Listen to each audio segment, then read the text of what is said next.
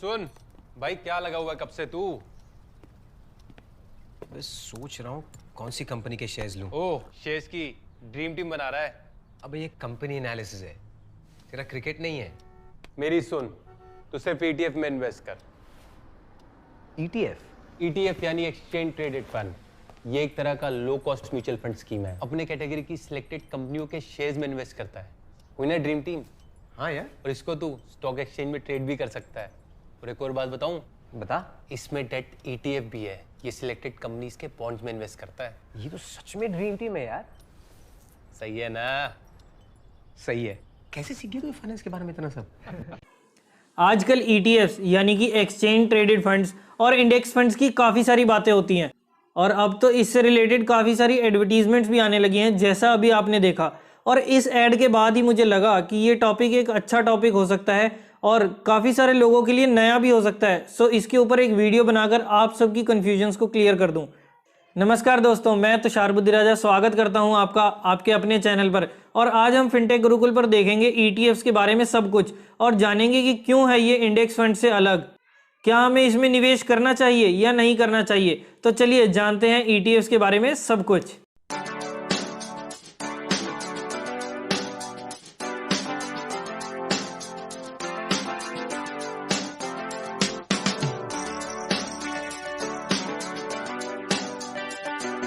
Mutual funds के बारे में तो सब जानते हैं, तो आज हम पहले देखते हैं इंडेक्स फंड्स के बारे में कि क्या होते हैं इंडेक्स फंड्स, जिससे आपको ETFs के बारे में बड़ी जल्दी और बड़े प्यार से समझ आ जाएगी।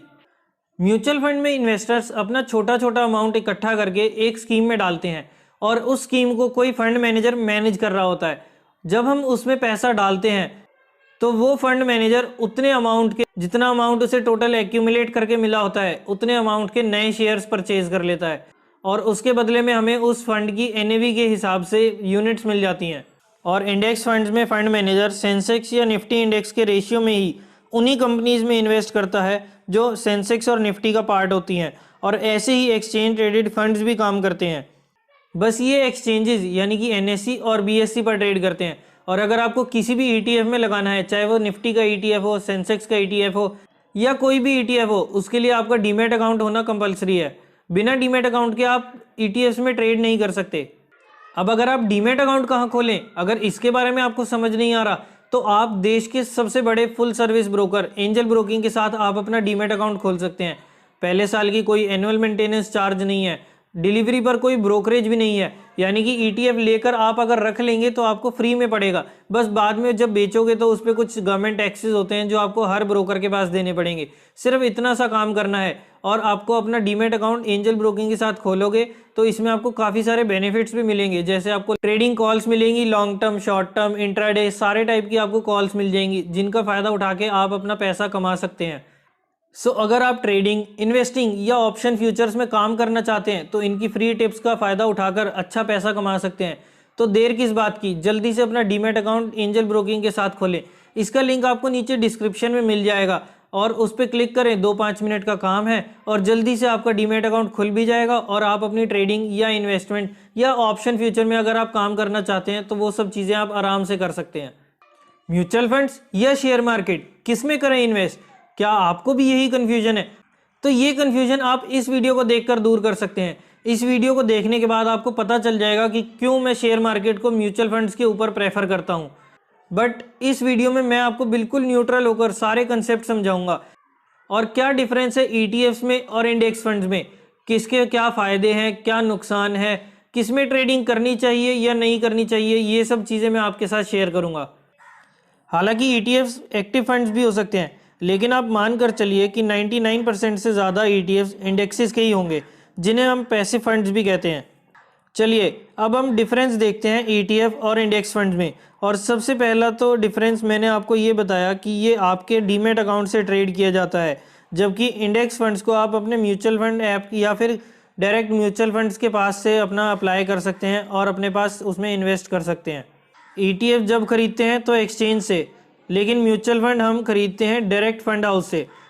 अगर आप ग्रो के थ्रू इन्वेस्टमेंट करना चाहते हैं, क्योंकि ग्रो एक बहुत बढ़िया मीडियम है जिसके थ्रू आप डायरेक्ट म्यूचुअल फंड्स में इन्वेस्टमेंट कर सकते हैं, जिसमें आपको 1 से 1.5% तक का ज़्यादा प्रॉफिट मिलेगा। सो अगर आप म्यूचुअल फंड्स में इन्वेस्टमेंट करना चाहते हैं तो ग्रो पे अकाउंट खुलवा सकते हैं, और अगर आपने अभी तक ग्रो पे अकाउंट नहीं खुलवाया तो इसका लिंक आपको नीचे डिस्क्रिप्शन में मिल जाएगा, उस पर क्लिक करें और KYC अपडेट करने के बाद आप डायरेक्ट फंड्स में इन्वेस्टमेंट करके 1 से 1.5% तक का ज़्यादा बेनिफिट उठा सकते हैं।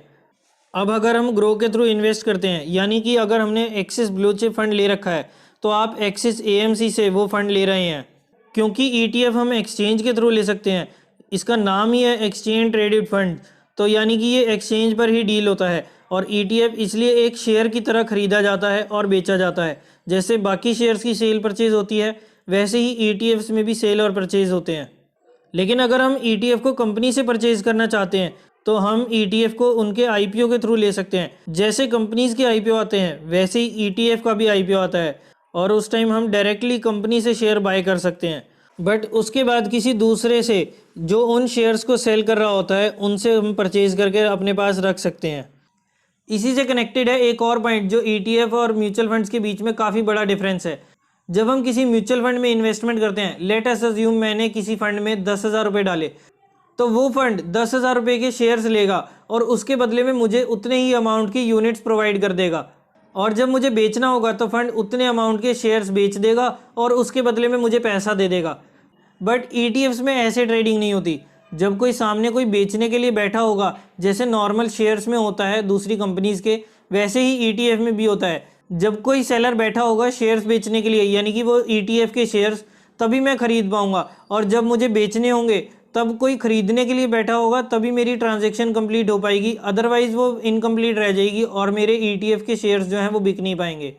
सो इस मामले में म्यूचुअल फंड ज़्यादा बेटर हैं ETFs के मुकाबले, क्योंकि इसमें हमें टेंशन नहीं रहती कि कल को अगर मुझे अपने पैसे की ज़रूरत है तो उसके बदले में मुझे यूनिट्स बेचने हुए तो क्या मेरे यूनिट्स बिकेंगे या नहीं बिकेंगे। बट ETF में ये चीज़ की पॉसिबिलिटी हो सकती है। बट केवल इसी पॉइंट के बेसिस पर हम कोई भी डिसीजन नहीं ले सकते। कहाँ पे इन्वेस्ट करें, इसको फाइनल करने से पहले हमें बाकी एस्पेक्ट्स को भी कंसिडर करना पड़ेगा। अब देखते हैं हम ETF के पॉजिटिव्स क्या हैं। ऐसा थोड़ी है कि केवल नेगेटिव ही नेगेटिव्स होंगे और कोई पॉजिटिव नहीं होगा। बट उससे पहले अगर आपको वीडियो अच्छी लग रही है तो जल्दी से लाइक कीजिए और सबके साथ शेयर कीजिए, ताकि उनकी भी कन्फ्यूजन दूर हो जाए, और वो भी अगर बिना दिमाग लगाए अपनी स्टॉक मार्केट में या म्यूचुअल फंड में इन्वेस्टमेंट करना चाहते हैं तो कैसे करें इसके बारे में भी उनको जानकारी मिले। अरे चैनल को सब्सक्राइब कौन करेगा?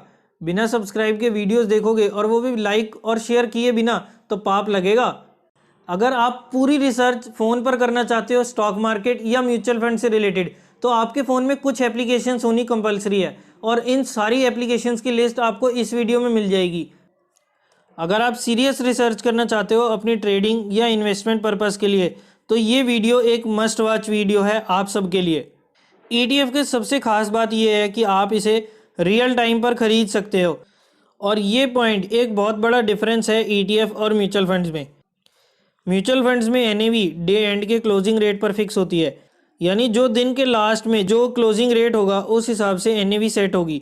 जबकि ETF में मार्केट में जो करंट रेट होगा आप उसी टाइम पर ऑर्डर प्लेस करके ट्रांजैक्शन कर सकते हैं।